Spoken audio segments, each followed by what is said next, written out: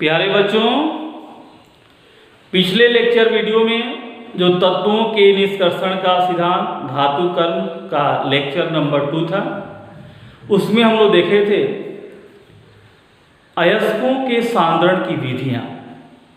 आपको first lecture में बताया गया था पहले वीडियो में कि जब अयस्क से धातु प्राप्त करते हैं तो उसके लिए बहुत सारे प्रोसेस से होकर गुजरना पड़ता है, बहुत सारे स्टेप से गुजरना पड़ता है।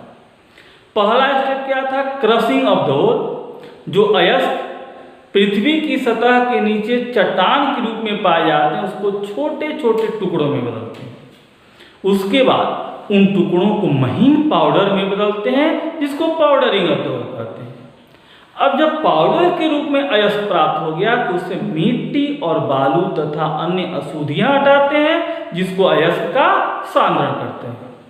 और जब सांद्रण हो जाता है तो सांद्रण के बाद जो अयस्क प्राप्त होता है उसको क्या कहते हैं?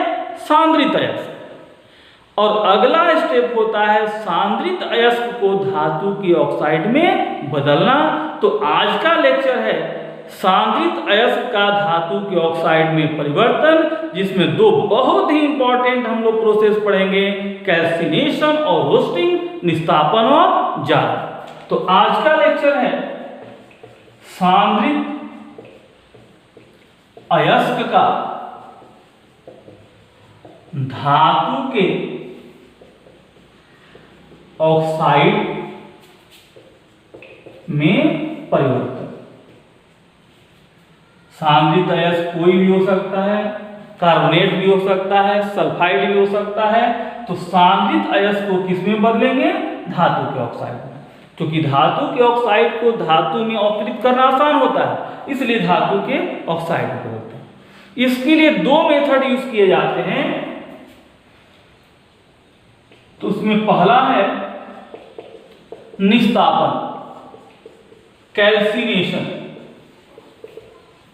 ठीक है, पहले थोड़ा कैल्सिनेशन के बारे में जाने। कैल्सिनेशन वर्ड जो है यह कैल्साइट से आया है। और कैल्साइट आप लोगों को क्या पता है क्या होता है? CaCO3 कैल्शियम कार्बोनेट, यह और है कैल्साइट। यानी यह कैसा और है? तो कार्बोनेट और है। कैसा और है? कार्बोनेट। यानी कार्बोनेट अयस्क को यदि बदलना है धातु के ऑक्साइड में तो क्या करेंगे? निस्तापन करेंगे। देखिए बहुत इंटरेस्टिंग है। निस्तापन का इंग्लिश कैल्सिनेशन। और कैल्सिनेशन किस वर्ड से आया है? तो कैल्साइट से। और कैल्साइट का फॉर्मूला CaCO3। यह कैसा और है? कार्बोनेट और। तो जितने भी कार्बोनेट और होंगे उनका निस्तापन करेंगे यदि उनको धातु के ऑक्साइड में बदलना है। यही याद रखने वाला चीज। चाहे निस्तापन हो या जारण, उसमें धातु के जो अयस्क होते हैं, सांद्रित अयस्क, उसको धातु के ऑक्साइड में बदले। दोनों में एक ही चीज होता है, दोनों में सांद्रित अयस्क को धातु के ऑक्साइड में बदलते हैं। दोनों में सांद्रित अयस्क को उसके गलनांक से कम ताप पर गर्म करते हैं। अंतर यह है कि सांद्रित अयस्क को इसमें वायु की अनुपस्थिति में गर्म किया जाता है और जारण में वायु की उपस्थिति में। तो क्या क्या इंपॉर्टेंट पॉइंट्स है इसमें? तो सांद्रित अयस्क को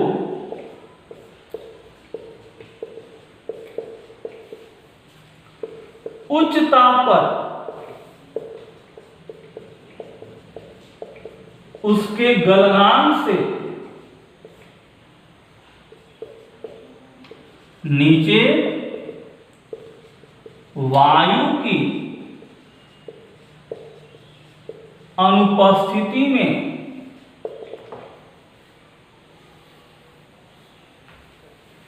गर्म करके धातु के ऑक्साइड में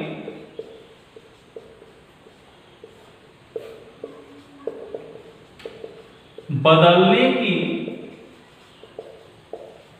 प्रक्रिया को निस्तापन कहते हैं। ठीक है, सांद्रित अयस्क को उच्च ताप पर लेकिन गलनांक के नीचे, उच्च ताप पर गर्म करना है लेकिन ताप गलनांक से नीचे होना चाहिए, मेल्टिंग पॉइंट से नीचे होना चाहिए। वायु की अनुपस्थिति बहुत इंपॉर्टेंट चीज है निस्तापन के लिए कि यह वायु की अनुपस्थिति में होता है और इसमें सांद्रित अयस्क को किस में बदलते हैं, धातु के ऑक्साइड में। अब निस्तापन से क्या क्या फायदा है जरा इसको देखें।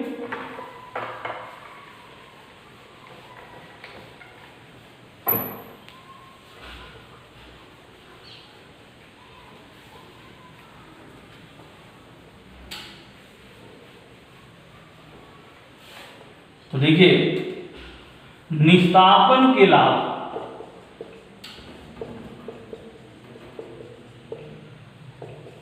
पहला जो है नमी दूर करने में, यदि अयस्क में नमी है तो गर्म करेंगे तो नमी दूर हो जाएगा। आर्द्र अयस्क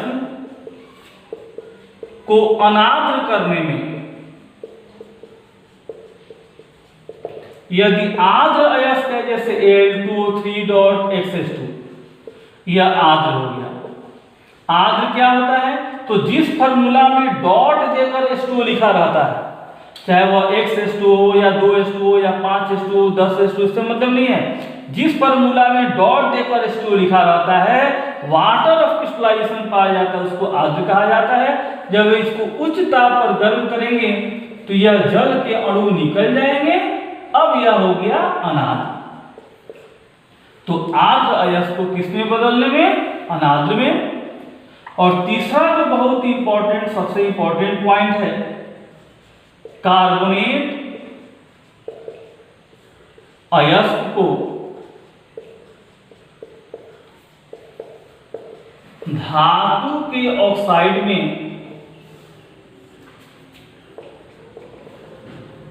बदलने में, यह सबसे इंपॉर्टेंट है, कार्बोनेट अयस्क को धातु के ऑक्साइड में बदलने में। निस्तापन कैसे अयस्क के लिए किया जाता है, तो कार्बोनेट अयस्क, जैसे मान लीजिए कैल्साइट, इसको गर्म करेंगे तो यह कैल्शियम ऑक्साइड, कार्बन डाइऑक्साइड बाहर निकल गया, यह कार्बोनेट धातु के ऑक्साइड में बदल गया। जैसे कैलामाइन ZnCO3, यह डिकम्पोज होकर के ZnO और CO2 दिया, CO2 गैस के रूप में निकल गया और यह कैलामाइन जिंक ऑक्साइड में बदल गया। तो कार्बोनेट अयस्क को धातु के ऑक्साइड में बदलने के लिए क्या करते हैं, निस्तापन। तो ये सभी पॉइंट्स हैं, इसको आप नोट कर लेंगे। नोट्स आप लोग साथ साथ बनाते चलेंगे।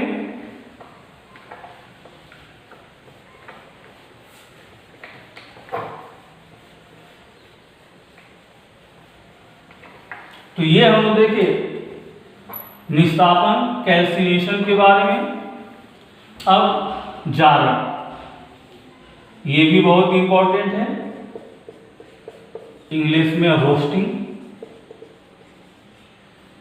जारण किसके लिए किया जाता है, तो यह सल्फाइड अयस्क के लिए, ये बहुत इंपॉर्टेंट है।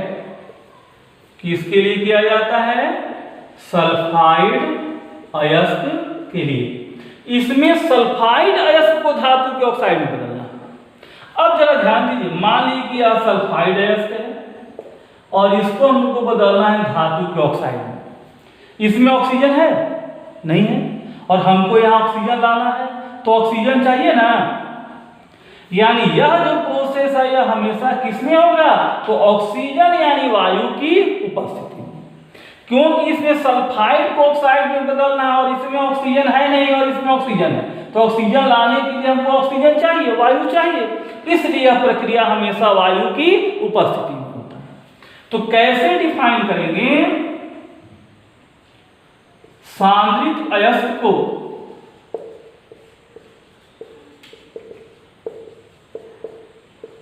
उसके गलनांक से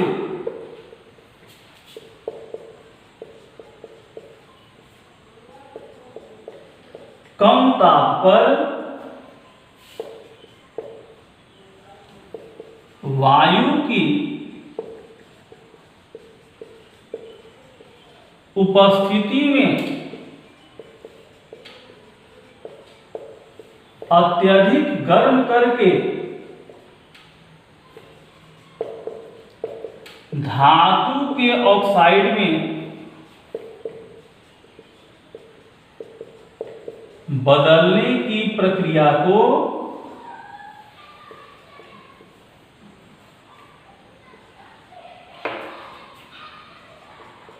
जारण कहते हैं। ठीक है, सांद्रित अयस्क को उसके गलनांक से कम ताप पर, चाहे निस्तापन हो या जारण हो, हमेशा टेम्परेचर गलनांक से कम रखा जाता है।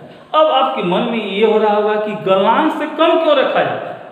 तो देखो बाबू, यदि गलनांक से ज्यादा टेम्परेचर रखेंगे तो अयस्क गल जाएगा और गल करके द्रव अवस्था में आएगा। फिर यदि टेम्परेचर और बढ़ा तो द्रव अवस्था से वह वाष्प में बदल जाएगा और वाष्प में बदल करके जो वाष्पशील अशुद्धियां उनके साथ उड़ जाएगा, तो हमको जो चाहिए वो नहीं मिल पाएगा। इसलिए हमेशा टेम्परेचर निस्तापन और जारण में गलनांक से कम ताप पर रखा जाता है।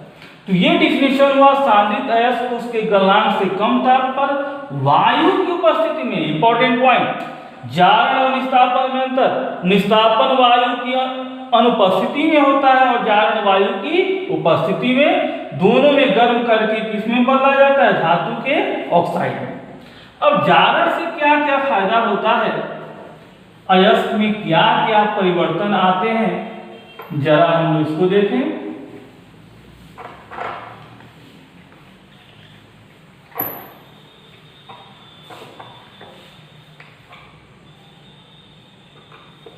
तो लिखिए जारण के लाभ। पहला, इसमें भी नमी दूर होती है, नमी दूर करने में। दूसरा, सल्फर तथा आर्सेनिक जैसी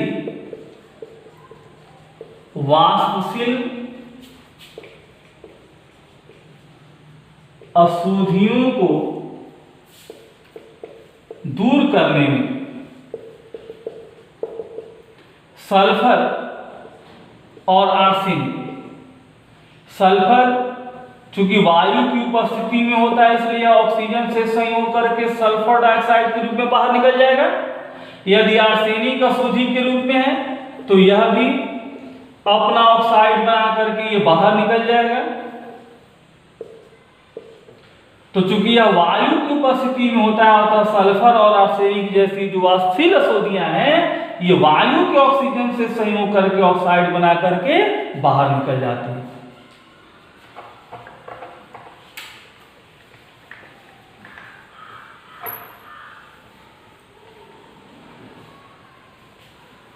और जो तीसरा इसमें सबसे इंपॉर्टेंट पॉइंट है, सल्फाइड अयस्क को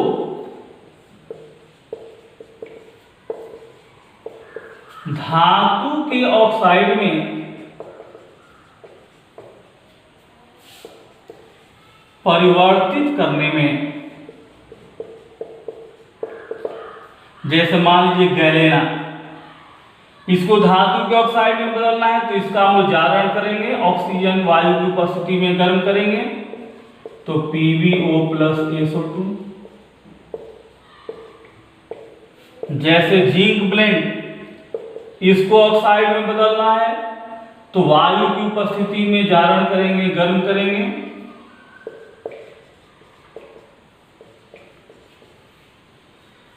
तो इस तरह से सल्फाइड अयस्क को धातु के ऑक्साइड में बदलने के लिए क्या करेंगे? जारण। अब इसमें जो याद रखने वाला चीज है, जो दोनों में डिफरेंस है, पहला कि निस्तापन वायु की अनुपस्थिति में होता है और जारण वायु की उपस्थिति में। निस्तापन में कार्बोनेट अयस्क को धातु के ऑक्साइड में बदला जाता है और जारण में सल्फाइड अयस्क को धातु के ऑक्साइड में। जारण में सल्फर और आर्सेनिक जैसी अशुद्धियां रिमूव हो जाती हैं। तो आप लोग अंतर निस्तापन और जारण में आसानी से लिख सकते हैं। अब इसको एक ट्रिक देखिए याद करने के लिए। जैसे निस्तापन का इंग्लिश क्या होता है? कैल्सिनेशन। और जारण का रोस्टिंग। ध्यान समझिए, हो सकता है कि आप कंफ्यूज हो जाए एग्जाम में कि कैल्सिनेशन में कार्बोनेट अयस्क होता है कि रोस्टिंग में कार्बोनेट अयस्क होता है, सल्फाइड अयस्क को किस में बदला जाता है, कैल्सिनेशन द्वारा कि रोस्टिंग द्वारा। तो ध्यान से देखिए, इन दोनों में आप जरा देखिए कि एस किस में है। एस यहां पर है, तो जिसमें एस आ गया वह सल्फाइड अयस्क के लिए यूज होता है। अब तो आप नहीं भूलेंगे, यही ना हमको याद रखना है कि कार्बोनेट अयस्क के लिए किसका इस्तेमाल करेंगे और सल्फाइड अयस्क के लिए किसका इस्तेमाल करेंगे। निस्तापन का इंग्लिश कैल्सिनेशन और जारण का रोस्टिंग। इन दोनों के नाम में, इंग्लिश नेम में जिसमें एस आ गया वह सल्फाइड अयस्क के लिए, क्योंकि एस से सल्फाइड होता है। और कार्बोनेट में शुरू में क्या होता है, Ca, तो जिसके नाम में शुरू में Ca आ गया वह कार्बोनेट अयस्क के लिए। तो ये बहुत ही आसान ट्रिक है। कार्बोनेट अयस्क के लिए कैल्सिनेशन होगा कि रोस्टिंग, तो कार्बोनेट का शुरू वाला लेटर Ca है और कैल्सिनेशन में शुरू में Ca है, तो कार्बोनेट अयस्क के लिए कैल्सिनेशन। और सल्फाइड का पहला लेटर एस है और एस जो है वह रोस्टिंग में पाया जाता है। किसमें पाया जाता है, रोस्टिंग में। तो एस रोस्टिंग में पाया जाता है, रोस्टिंग में एस लेटर आ रहा है, इसलिए सल्फाइड एस के लिए क्या करेंगे, रोस्टिंग। तो ये ट्रिक आप याद रखेंगे तो आपका ऑब्जेक्टिव क्वेश्चन आसानी से बनेगा। कैल्सिनेशन Ca तो कार्बोनेट एस के लिए, और सल्फाइड में पहला लेटर एस जो सिर्फ एस रोस्टिंग में पाया जाता है, इसलिए सल्फाइड अयस्क के लिए रोस्टिंग। तो आशा है कैल्सिनेशन और रोस्टिंग आप लोग आसानी से समझ गए होंगे। तो ये पिछले लेक्चर में जो आपको पढ़ाया गया था उसमें जो क्वेश्चन दिए गए थे उसके आंसर हैं, और आज निस्तापन और जारण से संबंधित ये कुछ क्वेश्चन हैं। इस वीडियो को आप लोग अच्छी तरह से पूरा वीडियो देख करके नोट्स बना करके और तब इसका आंसर आप लोग कमेंट बॉक्स में जरूर लिखेंगे। इसके बाद हम लोग अगले लेक्चर में देखेंगे। Thank you.